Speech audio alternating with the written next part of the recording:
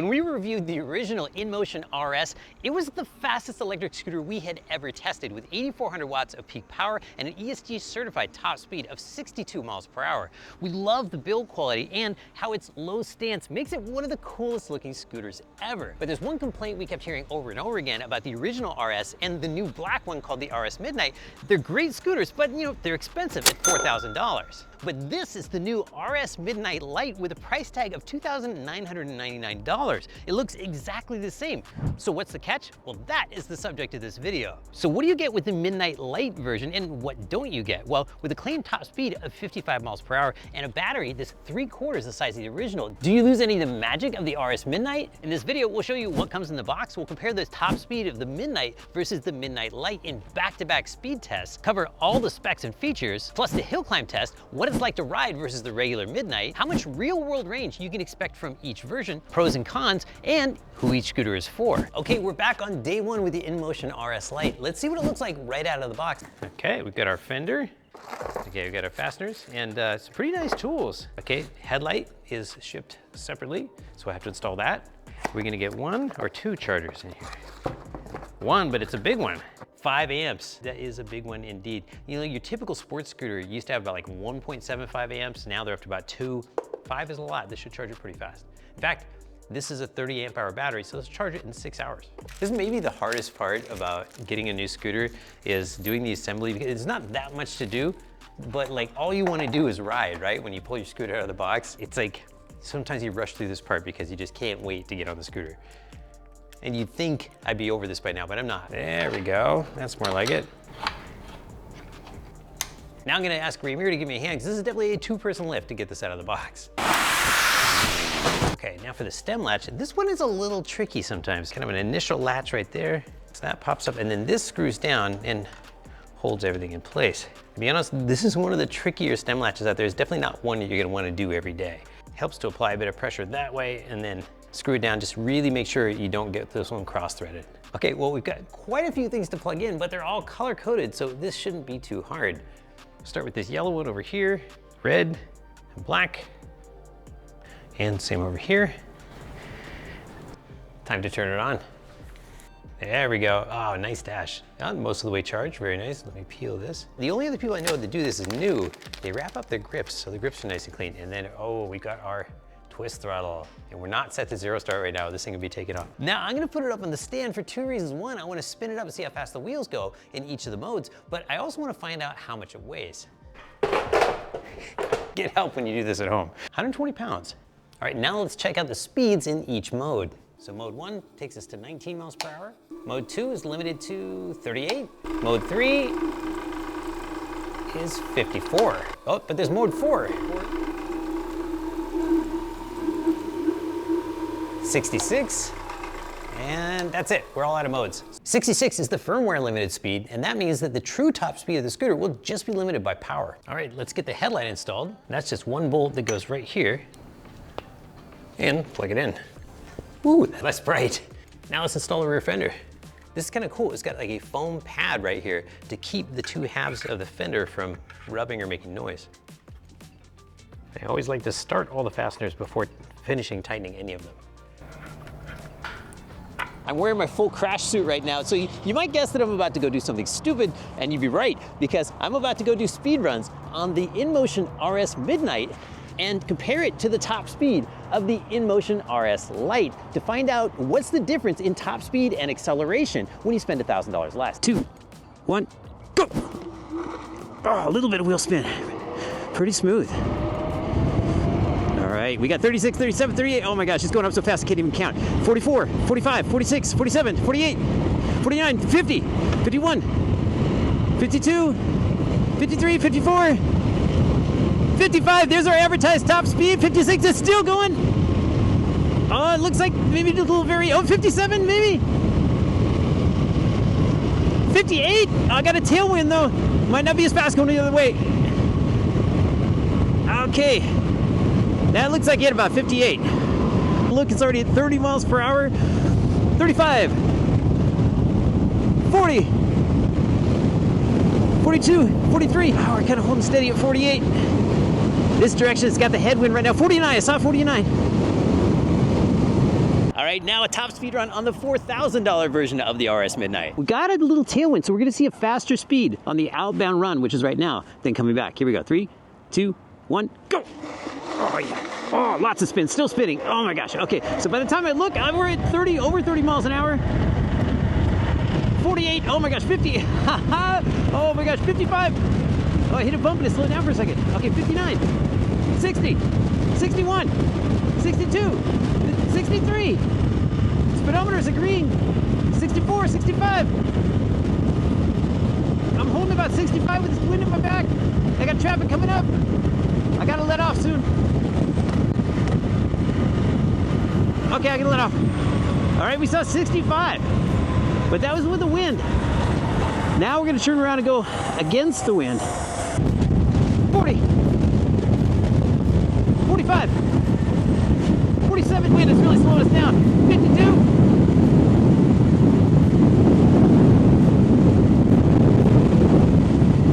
Oh, I hit a bump and it slowed down. So that's our speed test of the RS Midnight Lite versus the RS Midnight. 53.6 miles per hour versus 59.1 for the full Midnight. The wind may have taken the ultimate top speeds down by a couple miles per hour today, but because we tested both of these on the same day in the same conditions, that's the speed difference I expect you're gonna see anytime you compare a Midnight and Midnight Lite. Acceleration-wise, they're basically the same from 0 to 10 and 0 to 20, but from 0 to 30, the Midnight was a half a second faster than the Midnight Lite. Thanks to Voro Motors for the use of the scooters. If you're interested in these, we've got links to both down in the video's description. All right, now let's measure the braking distance. RS Lite, braking, draggy, 8.3. That is a strong braking distance. That is really good. 8.4, wow, so it's repeatable. 8.03. I don't know if we've ever done anything shorter than that, and that's kind of how this felt. As I got more confident, the distances were coming down there. Inmotion RS Midnight Lite. Amazing brakes. When I checked the braking data, I found out why it felt so intense. The RS Lite has the shortest stopping distance of all 162 scooters we've ever tested. It stopped for 15 miles per hour in just 8.5 feet. Anything under 10 feet is like very impressive. 8.5 feet is amazing. The record that it broke was one that was set by the Inukim Oxo 3 years ago. And the reason it stops so hard, of course it's got hydraulic brakes, but it's also got like the extra thick rotors. These rotors are just unlikely to bend or warp, and they can handle a ton of heat. And the scooter's extra long, so you can brake way, way harder before the scooter starts to lift. All right, let's check out the specs of the RS Midnight Lite. And to do that, I've brought in the RS Midnight and put them side by side because I want to start off with the size. The first thing I noticed is they're completely identical in terms of size, the same height, width. It's only the weights that are different. But if you get the Lite, nobody's gonna tell by looking at it that it's the Lite version. The one difference you see here is we got the fender off on the RS Midnight and we've installed it on the Lite, but they both come with fenders, of course. So when we look at the spec sheets, even the biggest thing that stands out from the RS Midnight Lite to the RS Midnight is the price. The Lite version is $29.99, where the full version is $39.99. And so, 25% less money. But pounds-wise, we just weighed them and it's 6 pounds less. So it's more like 5% less weight. The RS Midnight has a claimed top speed of 68.3 miles per hour to the RS Lite's 55 miles per hour. And since we're filming this before the speed run you just saw, I actually don't know if those are the true top speeds or not. Next up is the batteries, a big difference in battery as well. We have 40 amp hours from the RS Midnight and 30 from the RS Midnight Lite. So we're expecting about 3/4 of the range over here that we get on the full version. And power is scaled down a little bit too, but there was actually quite a bit to start with. We've got dual 2,000 watt motors on the RS Midnight and dual 1500s on the RS Midnight Lite, but it's still got a peak power of 6,000 watts. And both versions come with quick disconnects. So if you ever need to change a tire, you can disconnect the wheel entirely from the scooter and it just makes the whole tire change easier. And it comes with one 5 amp charger, but it's got 2 charging ports. So in theory, you could charge this with 10 amps at a time and bring the charging time down from a calculated about 6 hours to 3 hours. Both the RS Midnight and Midnight Lite come with what look like zoom calipers, though they're unbranded. Although if we look up the master cylinders, these I don't recognize at all, but they feel really good. I love that they have a little reservoir window so you can see if the oil's getting low. And maybe the coolest spec of all is the way that the suspension is adjustable in these scooters. For one, this is already a very long and low scooter, but then you can adjust the suspension in several different ways. You can mount the shock 4 different ways, here, here, here, or here to set the right height and responsiveness of the spring. Then you can adjust the preload down here, or set how much shock absorption you have by adjusting the damper with this red knob right here. And the end result of all that is that it's, I think, one of the best looking scooters on the market and one of the best handling. And that's why I picked an RS to race at Riderfest last October. Let's have a look at the app. Here you can toggle zero start, cruise, you can diagnose your scooter, set your ride mode. And this is a fun one. You can set the braking force and acceleration force differently for the front and rear wheels. The RS Midnight Lite is an absolute beast, but will it be the fastest $3,000 scooter up the ESG test hill? We honestly don't know, but we're gonna find out right now. Man, this thing is fast. The problem is stopping at the end of the hill. Oh, man, good thing this thing has like the world's best brakes. Let's check out Draggy. The Inmotion RS did it in 6.4. All right, so it looks like without the 1 foot rollout, we're at 6.7, and that's the first try. So let's go again and see if we can beat it. All right, that felt pretty good. Right now, Draggy's saying 6.7 seconds. We'll check against the official results and see if this is the quickest $3,000 scooter ever up the ESG test hill. The Midnight Lite was exceptionally fast for its price on the ESG test hill, but it wasn't the quickest for $3,000. That honor goes to the Bernie 2, which beat it by 1/10 of a second. But a scooter like this is gonna climb any hill you encounter without slowing down. All right, I'm gonna go climb some more hills right now, but come experience the RS Midnight Lite with me firsthand. I mean, first, just walking up to the Midnight Lite is part of the experience, and it's exactly the same whether you're walking up to the Midnight or the Midnight Lite, because visually, these are identical scooters, and that also means you're getting the same build quality, which is, you know, absolutely outstanding. Both are made with Samsung battery cells, and both are UL 2272 approved and have tubeless tires, but I'd really like to see self-sealing tubeless tires on these scooters. The only exception, you know, I'd say to the build quality is that they also both have the world's, I think, most difficult to use stem latch, and I won't even do it right now, but we'll show you some B-roll. It's right up there with the Wolf King series, but maybe even more fiddly than that. Now, I don't know if everybody's gonna ride it this way, but I've got the power turned all the way up, and I mean, check out that wheel spin. It'll spin up to like 25 miles an hour. But for regular riding, let me try turning down to 50% power at the front wheel. Whoa, that's still got a lot of wheel spin, but it's definitely more manageable. So I think we'll keep it right there. So this might be the most adjustable electric scooter ever made. Oh my gosh, look at that view. In addition to being able to control the motor power separately to the front and rear wheels, you know, you've got the 4 different suspension positions. You've got the fully adjustable shocks with hydraulic damping. You can turn with the little knob. But then you've also got the ability to slide these handlebars up and down like an unprecedented amount. It's like several inches difference that you can set in these handlebars. And so you can really make this scooter fit anybody and just about any riding style, with the exception of, you know, maybe brand new beginners. So a lot of people are gonna wanna know, you know, has the RS Lite still got it? Or does it feel like a watered down version of the Midnight? And let me tell you, this does not feel watered down at all. This thing has gobs of power. In fact, I have to be careful getting into it coming out of this corner because there's just so much power that goes to the front wheel. And you know, that goes for the build quality too. It's 100% the full build quality of the full RS Midnight. The only time you're really gonna notice the difference is if you do a top speed run, a range test, or if you get, you know, really fussy measuring the 0 to 30 times, because it's just got a lot. You can feel it, the front tires feel it out. It's just got a lot of power everywhere you go. I'm up in the hills right now. I just finished climbing about 1,200 feet, and I've still got more than half my battery left. The motors are dead silent. You know, they're sine wave on both versions, and there's just no motor sound at all. Hear those brakes? I love the sound of drilled rotors.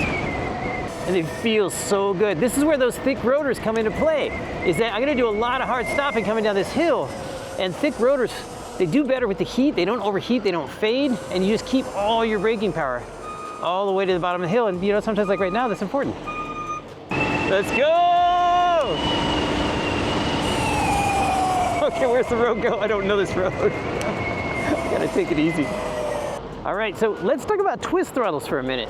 I personally love them. I'm a motorcycle rider for years, and so it just feels really natural to me. The one place that I don't really care for them was on the racetrack of all places, because it made it harder to hold on to the scooter. It didn't leave me as many fingers, I felt like, to hold on with.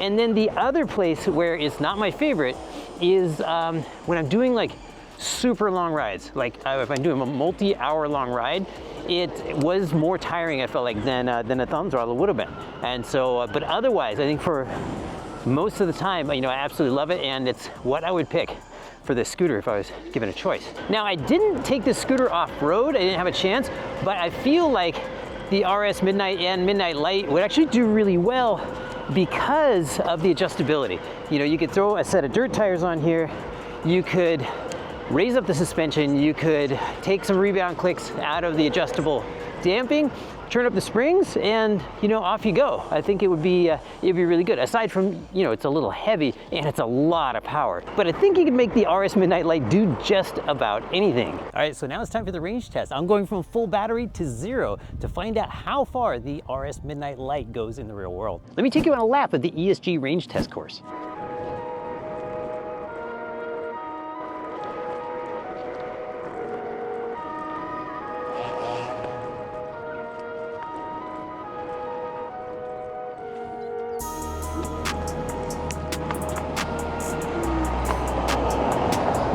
The specified range of the Midnight and Midnight Lite are 100 miles and 75 miles in eco mode. But in top performance mode on the Midnight Lite, I rode 45.1 miles on the ESG range test course. But the RS Midnight with a 33% larger battery gets 60.2 miles when ridden at the same city street speeds. Pros include the best brakes we've ever tested, super scooter-like ride quality that's just way beyond what we'd expect for a scooter of this price, and just look at it, this is an amazing looking scooter. Cons include this is one of the most difficult stem latches to use I've ever encountered, but you know, once you latch it, it's secure. And this isn't the kind of scooter that you're gonna fold and unfold every day. Because this is a smaller battery version of a larger scooter, it's bigger and heavier than other scooters of the same top speed and range. But one person can still load it into an SUV by themselves. So who are the RS and RS Lite for? Well, these are both pretty, you know, hardcore enthusiast scooters, both because of just the enormous power and that they're not that portable, though the Lite is more accessible because of its price. With either one, it's good to keep in mind that it's gonna be a 2-person lift to get these up a flight of stairs. Comparing the two, you know, they address the need for a lower cost with the RS Lite, but I like the fact that it's not a watered down version. They didn't take away any of the good stuff like the amazing brakes. But I think people are gonna divide themselves into two camps. Half are just gonna want the big version no matter what, because they don't wanna wonder what it would have been like if they got the full version. But the other half, you know, they know themselves pretty well, and they know that they don't wanna go 55 miles per hour, and they know that 45 miles of range means that they're gonna be able to do any ride they wanna do without even really checking to see how many miles it is on Google Maps first. If you wanna learn more about these scooters, including the best available price, check the links in this video's description, and we've got coupon codes down there too. And to be fully transparent, we do make a small commission when you click those links or use the coupon codes, but we put all of your support back into making more scooter videos just like this one. I'm Paul from Electric Scooter Guide. Thank you for all of your support. Ride safe and don't forget to wear a helmet.